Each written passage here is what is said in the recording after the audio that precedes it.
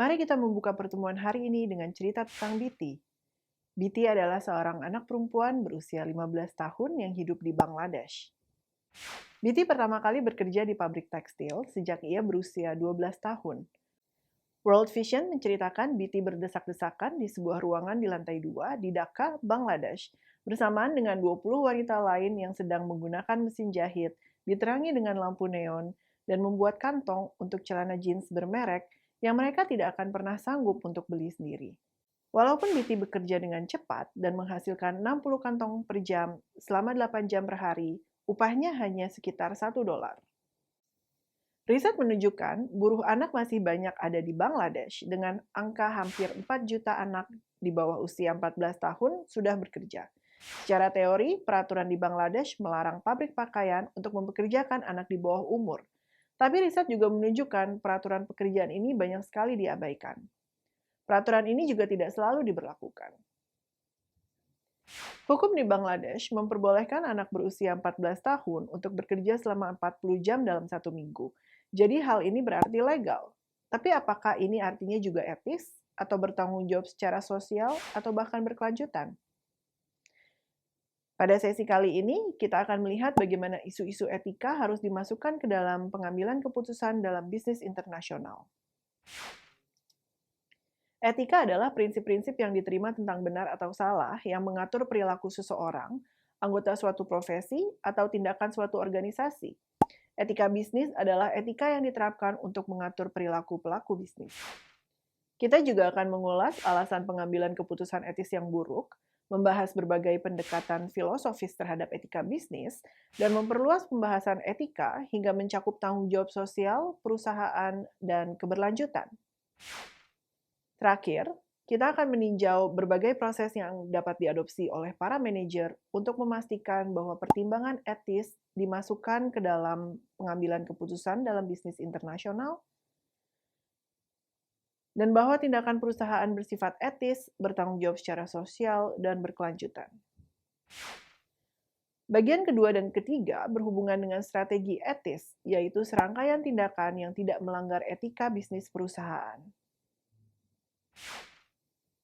Banyak permasalahan etika dalam bisnis internasional berakar pada kenyataan bahwa sistem politik, hukum, pembangunan ekonomi, dan budaya sangat bervariasi dari satu negara ke negara lain. Apa yang dianggap sebagai praktek normal di suatu negara mungkin dianggap tidak etis di negara lain. Karena mereka bekerja untuk institusi yang melampaui batas-batas dan budaya nasional, para manajer di perusahaan multinasional harus peka terhadap perbedaan-perbedaan ini. Dalam lingkungan bisnis internasional, permasalahan etika yang paling umum melibatkan praktik ketenaga kerjaan, hak asasi manusia, peraturan lingkungan, dan kewajiban moral perusahaan multinasional. Terkait dengan praktik ketenaga kerjaan, ketika kondisi kerja di negara lain atau negara tuan rumah lebih buruk dibandingkan kondisi kerja di negara asal perusahaan multinasional, standar mana yang harus diterapkan? Negara asal, negara tuan rumah, atau di antara keduanya? Meskipun ada yang berpendapat bahwa gaji dan kondisi kerja harus sama di seluruh negara, seberapa jauh perbedaannya sebelum kita menganggapnya tidak dapat diterima? Misalnya, meskipun jam kerja 12 jam per hari, upah yang sangat rendah dan kegagalan dalam melindungi pekerja dari bahan kimia beracun mungkin merupakan hal yang umum terjadi di negara-negara kurang berkembang maupun negara berkembang, apakah ini berarti perusahaan multinasional boleh-boleh saja menoleransi hal tersebut? Tanpa mempertimbangkan potensi dampak keuangannya, mudah untuk mengatakan bahwa setiap perusahaan harus mempunyai etika, tanggung jawab sosial, dan keberlanjutan sesuai dengan lingkungan di negara asalnya. Tetapi sebenarnya tidak sesederhana itu.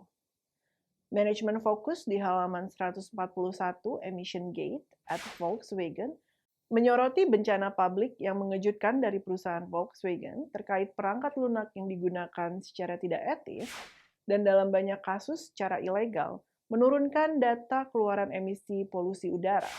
Untuk saat ini, perlu diingat bahwa menetapkan standar minimal yang dapat diterima untuk melindungi hak-hak dasar dan martabat karyawan, mengaudit anak perusahaan dan subkontraktor asing secara rutin untuk memastikan standar tersebut dipenuhi, dan mengambil tindakan perbaikan jika tidak memenuhi standar, merupakan hal yang perlu dilakukan dan baik untuk mencegah pelanggaran etika.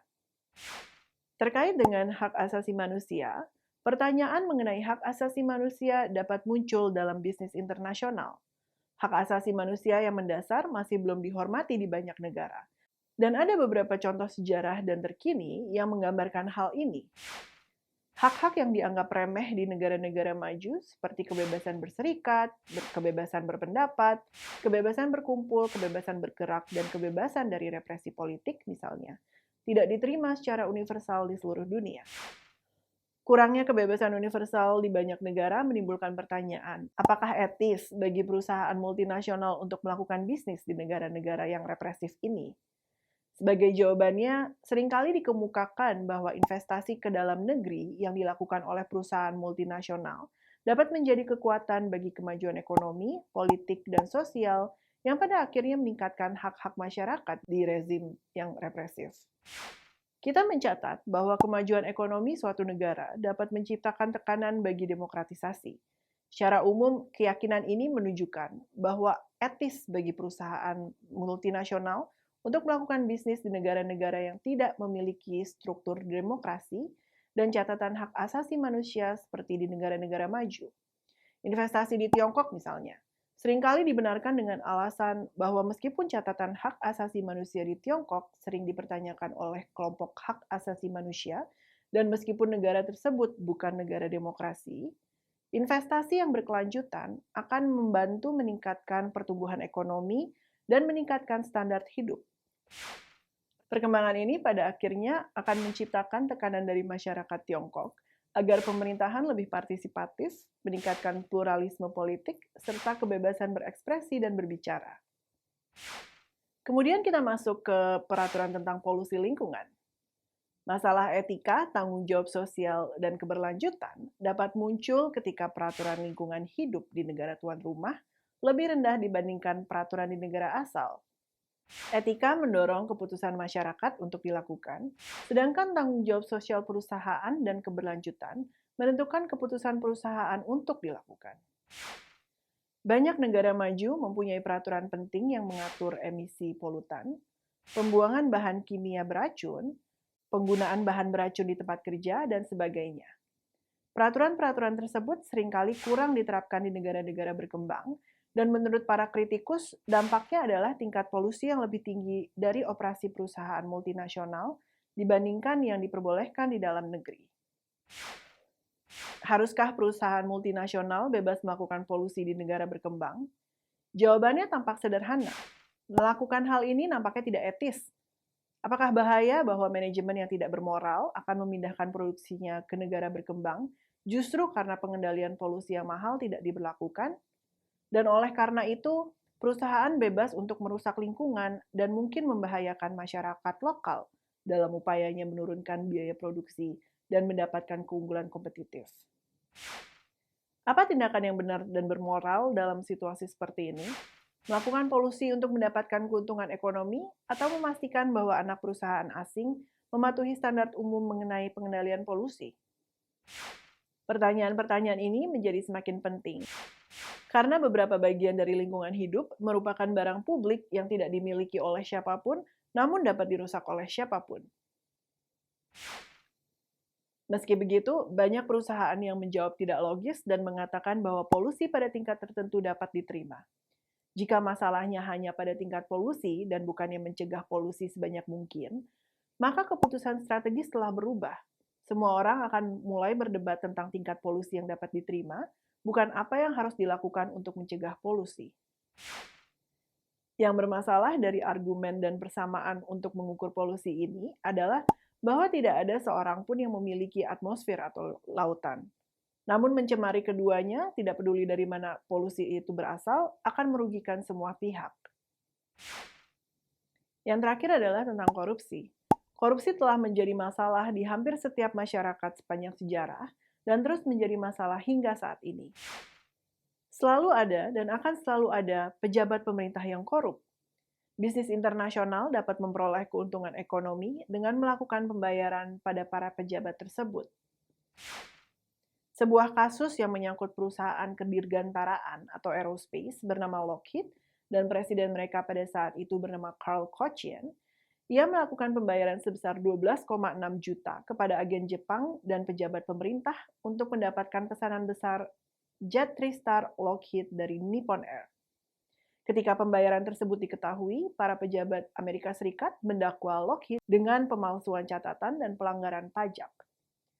Kasus Lockheed menjadi pendorong lahirnya Foreign Corrupt Practices Act atau FCPA di Amerika Serikat. Undang-undang ini mengatur perilaku bisnis internasional dalam menerima suap dan tindakan tidak etis lainnya. Undang-undang tersebut melarang pemberian suap kepada para pejabat pemerintah asing untuk mendapatkan bisnis, dan hal ini tetap berlaku meskipun perusahaan negara lain dapat melakukannya. Beberapa perusahaan di Amerika Serikat langsung keberatan karena tindakan tersebut akan menempatkan perusahaan-perusahaan Amerika Serikat pada posisi yang tidak menguntungkan dalam persaingan. Tapi hal ini tidak ada bukti telah terjadi. Undang-undang tersebut kemudian diubah untuk memungkinkan pembayaran fasilitasi, kadang-kadang dikenal sebagai uang cepat atau uang pelicin. Pembayaran fasilitasi bukanlah pembayaran untuk mengamankan kontrak yang tidak dapat dijamin, juga bukan pembayaran untuk mendapatkan perlakuan istimewa yang eksklusif, melainkan pembayaran untuk memastikan menerima perlakuan standar yang seharusnya diterima oleh suatu bisnis dari pemerintah asing, namun mungkin tidak terjadi karena adanya hambatan dari pejabat asing. Manajer internasional seringkali menghadapi dilema etika yang sangat nyata ketika tindakan yang tepat belum tentu benar. Misalnya, bayangkan seorang eksekutif Amerika yang sedang berkunjung menemukan bahwa sebuah anak perusahaan asing di negara miskin telah mempekerjakan seorang gadis berusia 12 tahun untuk bekerja di pabrik. Terkejut saat mengetahui bahwa anak perusahaan tersebut menggunakan pekerja anak yang merupakan pelanggaran langsung terhadap kode etik perusahaan, orang Amerika tersebut menginstruksikan manajer setempat untuk mengganti anak tersebut dengan orang dewasa. Manajer setempat dengan patuh mematuhinya. Gadis tersebut, seorang yatim piatu yang merupakan satu-satunya pencari nafkah bagi dirinya dan saudara laki-lakinya yang berusia 6 tahun, tidak mendapatkan pekerjaan lain, sehingga dalam keputusasaan ia beralih ke prostitusi. 2 tahun kemudian ia meninggal karena AIDS. Seandainya orang Amerika yang berkunjung saat itu memahami gawatnya situasi yang dihadapi oleh gadis tersebut, apakah ia masih akan meminta pengganti?